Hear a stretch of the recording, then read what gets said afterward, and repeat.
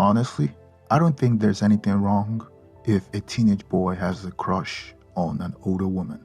It seems pretty normal and happens to the best of us. The issue arises when the older woman acts on it. Now, imagine you are a 54-year-old man and your wife is 48.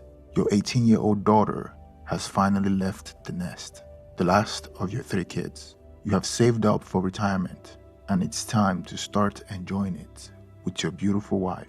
After all, that's what you've been working for all these years. But then, you discover a shocking secret. Your wife, the one you've loved so much, is having an affair with your 20-year-old nephew. Yes, it sounds unbelievable because it is. This 20-year-old is the son of my younger sister. I have 2 older brothers and 1 younger sister. My sister got married before any of us, but she had difficulty having children. Eventually, with medical interventions, she gave birth to my nephew. That's the difficult and painful situation I've been dealing with for the past few weeks. When my nephew was born, he instantly became everyone's favorite. We all embraced him even more than our own children because we understood the challenge our sister faced to bring him into this world. He was the golden child, the one whose every move brought chuckles of admirations. Growing up, he could do no wrong. Since he was around the same age as my children, it became customary for him to spend holidays at our house. Looking back, I can't help but wonder if the affair with my wife started earlier than she claims. The familiarity and comfort of our family gatherings might have provided the perfect backdrop for their relationship to develop. Yet, she insists that the affair began only recently. Ironically, one reason I never suspected anything was because I knew my nephew had always had a boyish crush on my wife since he was very young. It wasn't a secret. Everyone knew he had a soft spot for his big auntie, and we all found it cute. I distinctively remember a Thanksgiving dinner 5 or 6 years ago when all my siblings, their children and spouses attended. During the festivities, my nephew playfully threw a paper rocket at my wife as part of the fun. We all laughed, including me. However, something intriguing occurred when my wife caught the paper rocket. She read it, smiled, and crumpled the paper in her palm, holding on to it. I couldn't help but wonder if my nephew had written something on that paper. Her smile caught my attention, but I didn't give it much thought at the time.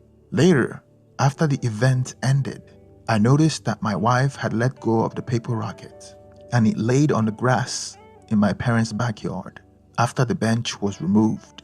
I assumed she had just released it, not realizing there might have been more to that moment than I initially thought. As we cleaned up after the event, I decided to pick up the crumpled paper to throw it away. Before tossing it, I unfolded the rumpled paper to see what had made my wife smile. I felt a mix of emotion when I saw that my nephew had written, "I love you," on the paper. Now, if it was another man that had written that, I would have kicked his ass. But a 14 or 15-year-old nephew at the time that was the golden child and was always fond of my wife was a different situation. So I didn't think much of it, just considering it was an innocent crush. I too had crushes when I was his age, so it seemed normal. Fast forward 6 months ago, my wife and I had a great marriage. We maintained a reasonable level of intimacy, having sex at least once a week, which was understandable given our busy lives. We never argued. Our understanding of each other made our relationship smooth. I envisioned a fantastic future that I was eagerly looking forward to. However, everything changed on that very day when I caught my wife in a lie.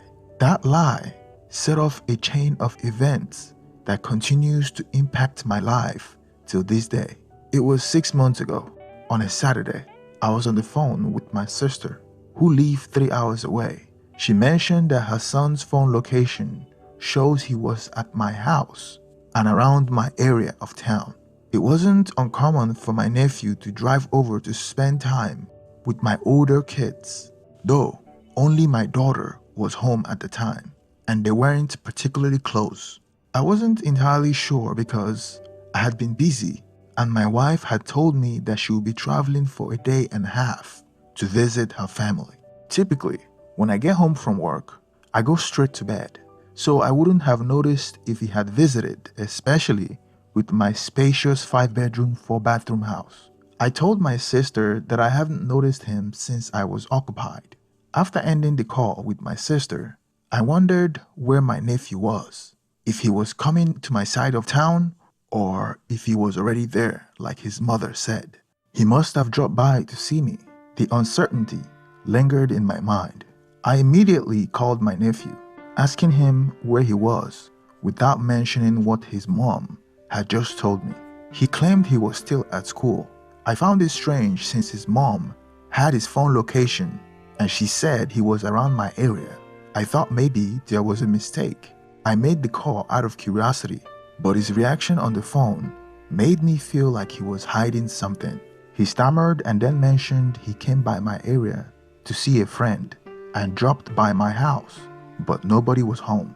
I questioned why he didn't call anyone. We would have rushed home to welcome him. He responded that he didn't want to bother anyone. Seemed odd, not wanting to prolong the conversation, as I sensed he was hiding something and not wanting to confront him. My intent was just curiosity, so I bid him farewell and hanged up the phone. The uncertainty lingered, and I couldn't shake the feeling that something was amiss. I am typically the type who likes to resolve and get to the bottom of things, given it was part of my job. So I took it a step further. In a nonchalant manner, I asked my daughter if she had seen her cousin since she's been home all day. She said no. I checked the Ring camera, and there were no signs of him visiting my house. It became clear that my nephew was lying. Since my wife hadn't been home since the day before, I didn't feel the need to ask her immediately. However, the fact that my nephew had lied bothered me.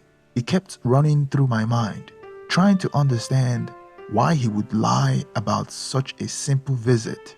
The feeling bothered me so much that when my wife came home that Saturday night, I shared the story about how our nephew had lied, finding it strange.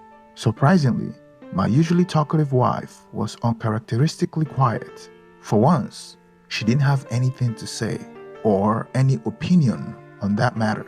The silence only added to the unsettling feeling that something wasn't right. When I woke up the following morning, everything clicked in my mind. The absence of my wife on that Friday, when my nephew was supposed to be in my part of town, my nephew's well-known crush on my wife, and my wife's unusual silence when I asked her for her opinion on my nephew lying. For the first time in our 22-year marriage, I decided to snoop on my wife's phone to see if I can find any conversation between my wife and my nephew. Surprisingly, there was no text conversation at all. Thinking they might be using other forms of communication, I checked her Facebook Messenger, but there was no trace of conversation there either. Believing I might have been wrongfully suspecting my wife, I eased off and kept a watchful eye. One day, I was observing my wife texting.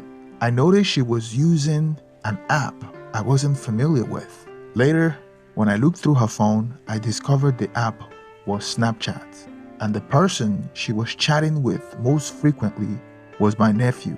The unsettling truth began to unfold. It turns out their conversation on Snapchat automatically deleted every 24 hours. The last conversation I managed to see included details about their affair. Armed with my wife's password, I accessed her password storage on her phone, downloaded Snapchat on my phone using her login credentials, and began uncovering their interactions. While they didn't text frequently, they exchanged nude photos and compliments.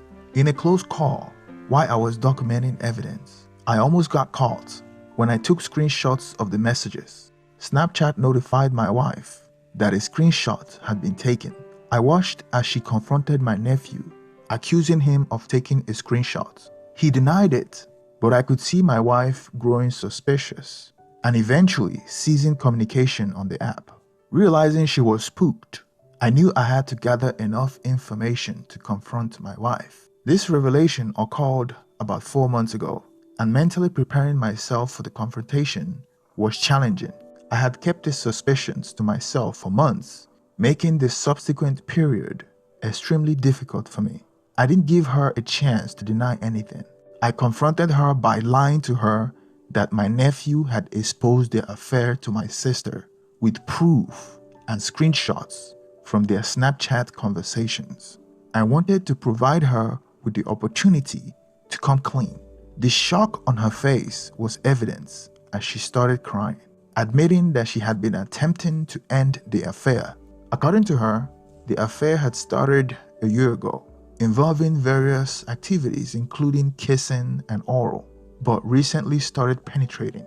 However, she claimed that it was during his recent visit that they first started penetrating. Her reasoning was that I was often busy and he gave her attention. In her weakest moment, she succumbed to it. It was the most difficult moment of my life, struggling to come to terms with the realization that my wife had been intimate with my nephew. Even though my wife thought my sister already knew, I knew I had to tell her, and our relationship would never be the same. Our close family would never be the same. The night after my wife confessed, she pleaded with me not to file for divorce, insisting that we could save our marriage. However, at that point, I wasn't even considering our marriage. My thoughts were consumed by how this news would devastate our family. That night, I called my sister and disclosed the affair between her son and my wife. She was horrified and immediately placed the blame on my wife, suggesting that she seduced him. I noticed that my sister was trying to deflect as much blame from her son as possible. As a mother, protecting her son was her first instinct, but I was disappointed that she didn't consider my feelings. Her immediate reaction was to shield her son. I told her directly that I expect her to ensure that our path never crossed and that her son should do whatever it takes to avoid me and my children. That's when my sister started pleading with me. In the back of my mind, I understood that the blame rested more on my wife. She was the one I had a commitment with, and why my nephew's actions could be partly blamed on raging hormones. It also indicates a lack of respect for me. My sister urged me to keep it a secret from our other siblings and parents, fearing that it would destroy our family and bring embarrassments. However, I disagreed. It seems she was trying to shield her golden son. As embarrassing as it might be, hiding the truth would only lead to more embarrassment when the news eventually surfaced. I pondered what I would say if people find out I divorced the wife I've loved so much. What would I tell my kids? How would we explain the absence of the golden nephew at family events? Keeping such a significant secret was out of the question. I knew conventional advice might be to refrain from reacting in the midst of emotions, but in my situation, I felt that holding this secret past the initial shock and embarrassment would only lead to more shock and embarrassment if everyone found out at different times. Against my sister's advice, I chose to tell my older siblings and my kids that very night. It's fair to say that everyone in my family now knows. My nephew has tried calling me several times to apologize, but I haven't picked up his calls. My kids have called him, expressing their anger, and my sister and relative have called me, crying about the situation. My sister even offered to come stay with me since my wife is moving out, but I prefer to be alone with my kids during this time. I don't want anything around me that would remind me of my soon-to-be ex-wife and my nephew.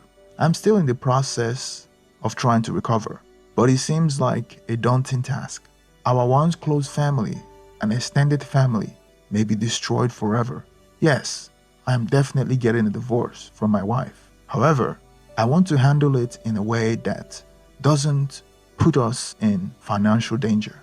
To her credit, she's agreeing to everything I ask for and is making our separation as amicable as possible. It's not the path she would have wanted, but she feels she has no choice as everyone is now against her.